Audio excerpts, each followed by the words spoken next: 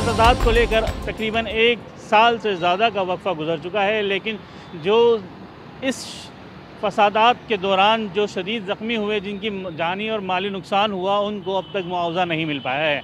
ऐसे ही एक शख्स है, ETV भारत के नुमाइंदे ने बात की और उनसे बात करने के बाद मालूम हुआ कि उनको उनकी दुकान के साथ साथ उनका मकान भी जला दिया गया था, लेकिन उनको अब तक सिर्फ 51,000 रुपये ही मदद के तौर पर दिल्ली सरकार की जानिब से मिले हैं।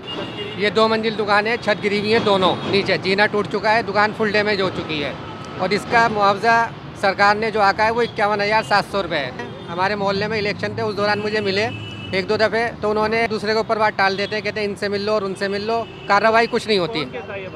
ये अमानुल्ला खान साहब, हर चैनल ने मेरी दुकान की वीडियो दिखाई है, लेकिन सरकार पे कोई असर नहीं हो रहा। हर जगह, हर मंत्री से, LDM से, DM से, हम सभी जगह मिल ली है, लेकिन कोई भी कुछ करने को तैयार नहीं है।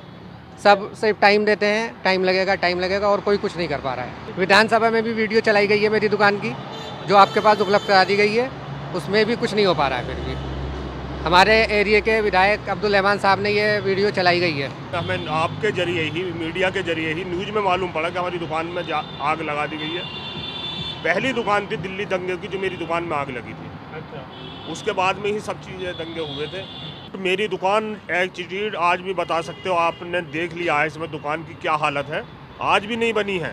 आज भी ऐसा लगता है कि ये गिर ना जाए। यहाँ के विधायक हैं रहमान साहब, उनसे ही बात हुई है, पर कोई जवाब ठोस नहीं मिलता।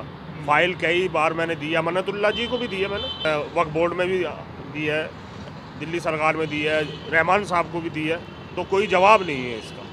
अब तो दिखाई नहीं देता जी, उम्मीद है वैसे ही ऐलान होते हैं, पर उम्मीद तो कुछ दिखाई नहीं देती इसमें, लगता ही नहीं कि कुछ दे देंगे। अब तक कोई नहीं पूछना आता, ये भी मीडिया के जरिए से आप जैसे लोग आ जाते हैं, पूछ लेते हैं। मुझे सरकार का तो कोई भी नुमाइंदा यहाँ नहीं आता। SDM के पास हमने चक्कर लगाते थक गए, वो कोई जवाब दे के राजी नहीं है। जो मेरा 1 नंबर में जो नुकसान था 12 लाख का, जिसका मैं GST दे चुका था, उसका तो मेरा ऐसा एक्यूरेट होगा। बिल्डिंग का अलग नुकसान था, जो बिल्कुल ऐसे सबूत के दायरे में है, जो कोई उसे झुटला ही नहीं सकता। उसके बाद में हम 75,000 रुपये भी चप्पल घिसने के बाद में मिले। एक RTI के ज़रिए हमने कुछ इत्तलात मालूम की, जिसमें हमें मालूम हुआ कि उनकी जो दुकान थी, जिसको जला दिया गया था, जिसको सिलेंडर के ज़रिए फाड़ा गया था, और मकान की छत भी ऊपर से नीचे ढह गई थी। उसके बावजूद उनके जो नुकसान की जगह पे जो मुआवजे के लिए जो दिल्ली सरकार ने उनका जो फॉर्म एक्सेप्ट किया है, उसकी जगह पर डैमेज की जगह उसको लॉस लिखा गया है, जिसकी वजह से उनको सिर्फ़ और सिर्फ 51,000 रुपये मिले हैं। तकरीबन 7 दुकानें थी, 7 दुकानें बराबर की थी, और जब ये फसाद शुरू हुआ था तो सबसे पहले उन्हीं दुकानों को आग लगाया गया था, लेकिन अभी तक उन लोगों को वो मदद नहीं मिल पाई है जिसके वो मुंतज़िर हैं।